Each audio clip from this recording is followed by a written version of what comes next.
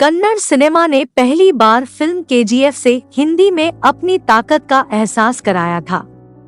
वहीं इसी साल रिलीज हुई केजीएफ 2 तो 400 करोड़ से ज्यादा कमाई करके कोरोना के बाद हिंदी में सबसे ज्यादा कमाई करने वाली फिल्म बन गई। लेकिन कन्नड़ से हिंदी में डब फिल्मों की सफलता का सिलसिला यही नहीं थमा। पिछले दिनों 777 चार्ली विक्रांत रोना और जेम्स के बाद अब कांतारा का हिंदी डब वर्जन भी रिलीज हो चुका है। कर्नाटक में 30 सितंबर को रिलीज हुई फिल्म कांतारा 100 करोड़ क्लब में एंट्री करने वाली है। इसकी लोकप्रियता को देखते हुए 2 हफ्ते बाद इसका हिंदी डब वर्जन रिलीज किया गया है। फिल्म की शुरुआत कर्नाटक के तटीय मैंगलोर इलाके में सन 1847 में घटी एक कहानी से होती है। उस दौरान एक राजा ने वहां एक स्थानीय देवता पंजुरी की मूर्ति को अपनी सुख शांति के लिए अपने घर लाने के लिए वहां के ग्रामीणों को काफी बड़ी भूमि दान की थी। उस दौरान देवता ने राजा को कहा था कि अगर कभी उसने यह भूमि वापस मांगी तो देवता उसे माफ नहीं करेंगे। उसके बाद सन 1970 में राजा के एक वंशज को लालच आ जाता है और वह भूत कोला एक स्थानीय पूजा के दौरान देवता बने। नर्तक ग्रामीणों की मान्यता है कि देवता नर्तक के भीतर आते हैं पर सवाल उठाते हुए उनसे दान की हुई जमीन वापस मांगता है। इससे नाराज होकर नर्तक के भीतर आए देवता जंगल में जाकर सशरीर गायब हो जाते हैं।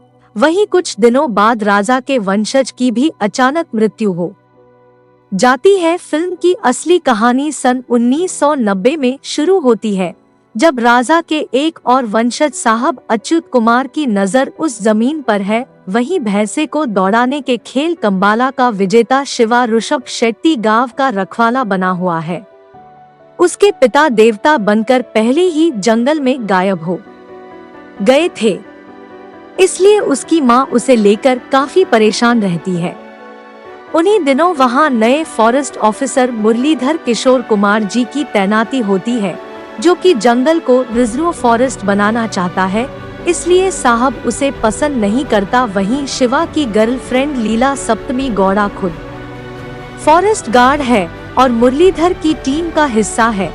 क्या शिवा अपने पूर्वजों को देवता की बदौलत मिली जमीन को साहब से बचा पाता है? यह जानने के लिए आपको सिनेमा जाना होगा। इस बेहतरीन एक्शन थ्रिलर फिल्म को अगर पूरी तरह ऋषभ शेट्टी की फिल्म कहा जाए तो कुछ गलत नहीं होगा। ऋषभ ने न सिर्फ फिल्म की कहानी लिखी है और लीड रोल निभाया है, बल्कि वह इस फिल्म के डायरेक्टर भी हैं। कर्नाटक के तटीय इलाके के स्थानीय देवता से जुड़ी कहानी पर बनी इस फिल्म को उन्होंने बेहद खूबसूरती से पर्दे पर उतारा है। फिल्म शुरुआत से ही दर्शकों को बांध लेती है। स्थानीय देवता की दिलचस्प कहानी से रूबरू होते वक्त कई बार आप सिहर उठते हैं। इंटरवल के बाद कहानी दिलचस्प मोड़ लेती है और क्लाइमैक्स आपको हिलाकर रख देता है। फिल्म के आखिर में सीक्वल की गुंजाइश छोड़ी गई है। फिल्म का बैकग्राउंड स्कोर और सिनेमेटोग्राफी लाजवाब है।